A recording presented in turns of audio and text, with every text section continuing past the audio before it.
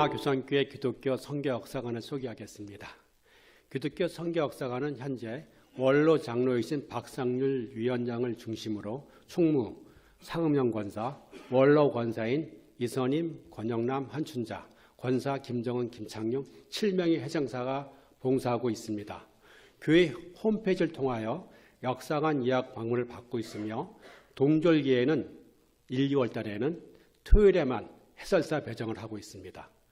각 해설사께서는 맡은 요일에 역사관에 나오셔서 주차장에서 방문객을 맞이하여 지난해 교회의 이치를 알려주고 역사관에 입실하여 8분여짜리 동영상을 시청한 후 강화 땅의 복음을 전파한 존수 선교사님, 이승환, 김상임, 김리부가 위주로 설명을 한 후 방문객 여러분들의 복음의 전조가 되길 기도하는 기도의 시간을 가진 후에 역사관 안내를 끝내고 있습니다. 2024년 올 한 해 동안 평균 한 주에 10교회가 왔고요. 한 222명이 왔습니다. 연간 500여 교회 11,535명이 다나간 거로 10월 말 집계가 되었습니다. 그럼 역사 안내를 시연하는 내용을 알려드리겠습니다. 강화교산교회는 지금으로부터 131년 전 1893년 하나님께서 예비하신 존수 선교사가 강화 사람 이성한 모자에게 강한 해안가에서 선산세를 주므로 강화 복음의 씨앗이 뿌려졌으며 유학자 김상임을 통하여 강화 양반들에게도 예수님을 영접하는 복음의 전파가 시도되었습니다. 영상을 잠깐 보시겠습니다. 그러나 이 시간은 영상을 생략하겠습니다. 영상은 다 보신 다음에 교산교회는 미국인 선교사 존수의 선상세로부터 시작되었습니다. 존수 선교사, 한국명은 조원시라 합니다. 1888년 미 감리회 소속 최연소 선교사로 21살에 내한하셨습니다. 인천 제물표교회, 현재 내립교회에 부임하여 강화를 선교하고자 수차례 찾아왔으나 강화, 감민의 냉조로 어려움을 겪던 중 사사람 이승환의 초청으로 선상에서 그와 그의 어머니에게 세례를 주므로 광야의 길을 사막에 강을 내시는 하나님의 뜨거운 구령열로 전도하시는 존수 선교사로 하여금 강화 땅의 어두움의 제약을 물어내고 강화의 선교 문을 여신 복음의 씨앗을 뿌린 개척자가 되게 하셨습니다. 자, 그럼 처음 어떻게 이승환에게 복음이 들어왔는지 말씀드리겠습니다. 제물표 교회에 부임한 존수 선교사는 전도 방법으로 상조교를 조직했다가 중도에 개각계적 공경에 처했습니다. 하지만 개원 중 2명이 끝까지 남았는데 그중 1명이 주막증인 이승환이었습니다. 존수는 그에게 세례받기를 보냈으나 이승환은 고향에 노모가 계시는데 천국 가는 좋은 세례를 내가 먼저 받을 수 없으며 또한 술 장사한다는 이유로 양심의 가책을 받아 세례받기를 거절하였습니다.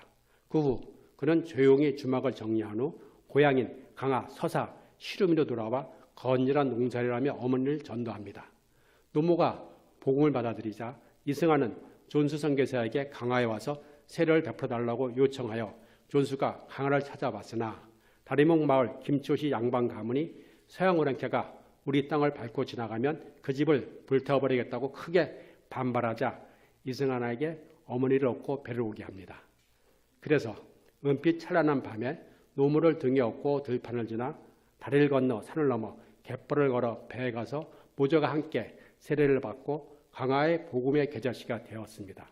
이후 존수 선교사는 전도인 이명숙을 파송하여 이승환의 집에서 예배를 드림으로써 강화의 첫 감리교회인 시루미 신앙공동체 강화교산교회가 지금으로부터 131년 전 4월 달에 탄생되었습니다. 자, 그럼 어찌하여 이 강화 땅에 복음이 전파되었는가? 그것은 유학자 김상인 분이 계셨기 때문입니다. 유학자이다 서당 훈장이신 초시 김상임은 이승환을 비롯한 교인들의 변화된 상황과 선상세례 사건을 통한 서양 선교사의 차례 깊은 행동에 감명을 받아 종교 선교사가 전해준 한문 성경을 전해받고 읽던 중 우리 민족이 살 길은 기독교에 있음을 깨닫고 개종한 후 가신과 신당을 잘라버리고 믿음과 말씀 공부에 전념한 결과 교인 수가 증가하고 서민과 양반이 복음 안에서 하나의 평화 공동체가 이루어지는 역사가 나타났습니다. 자, 여기서 중요한 대목은 존수 선교사가 전해준 한문 성경을 유학자가 하나하나 분해해서 읽고서 스스로 기독교인이 됐다는 사실입니다. 그것은 결국은 그가 혼자 힘으로 한 게 아니라 하나님의 영이 임재했다는 걸 알 수 있죠. 여러분들 우리 교회는 매년 성경을 1독 이상 하기를 원하고 있습니다. 성경을 읽으시면서 여러분들 가운데 성령의 임함을 원하고 있기 때문입니다. 자, 이러한 김상임이 예수를 받아들이자 그가 그 후에는 신학을 공부합니다. 신학을 공부해서 우리나라 사람들은 세 번째 목사 안수를 받을 후보자가 되었으나 열병 환자 교인 신방한 후 감염되어 목사 안수를 한 달 앞두고 하나님을 부르셨습니다. 하지만 하늘의 밀이 땅에 떨어져 죽으면 많은 열매를 맺는다는 말씀처럼 그의 죽음이 헛되지 않아 복음의 강화 전역으로 확장되어 그는 강화 복음의 초석이 되었습니다. 이는 1902년 신학월부의 김상현 전도사의 생애에 대한 선교 업적이 기록으로 남아 있습니다.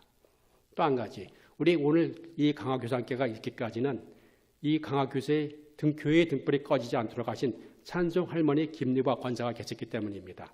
김리과 권사는 강화초대교회 김봉의 따님으로 김상임의 손자에게 시집와서 여러 가지 어려움이 많았으나 뜨거운 기도와 찬송, 신방과 전도로 힘쓰셨으며 인종견 장소로 전국을 다니셨는데 물건 파는 일보다 찬송 부르고 전도하기를 우선하였고 어려운 사람이 있으면 구제하기를 아끼지 않으셨습니다.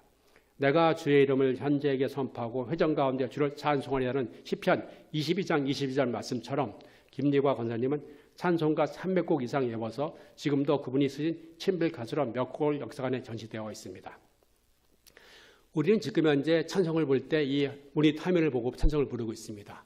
제가 초등학교 시절에는 찬송을 부르기 위해서는 교회 가면 궤도라는 게 있었습니다. 궤도를 통해서 한 장 넓혀서 찬송을 부른 적이 있었습니다. 그러나 김리구가 권사님이 있던 시절에는 그나마 궤도도 없었고 찬송이었기 때문에 이분이 300곡을 외워가지고 신방을 다니거나 교회 가서 한 수절 따라하라고 구전으로 찬송을 했다는 것을 알 수가 있습니다. 여러분들도 어디 가시든지 간에 찬송을 부르시며 함께 하시는 사람이 되기를 바라겠습니다. 이상과 같은 팩트를 가지고 각 해설사께서는 자기들의 스토리텔링하여 해설을 하십니다. 해설사는 어찌 보면 교장교회를 대표하는 얼굴이라 할 수 있습니다. 또한 방문객들에게 전하는 메시지를 통해 평신도 목회를 한다고 볼 수 있습니다. 어느 누구라도 해설사가 되어 강화 교장교회 역사관을 방문하는 방문자들에게 한 단계 성숙된 믿음의 전도자가 될 수 있도록 안내하는 해설사가 되어보시지 않겠습니까? 여러분 지원하십시오. 여러분들 많은 역사관 해설을 받겠습니다. 감사합니다.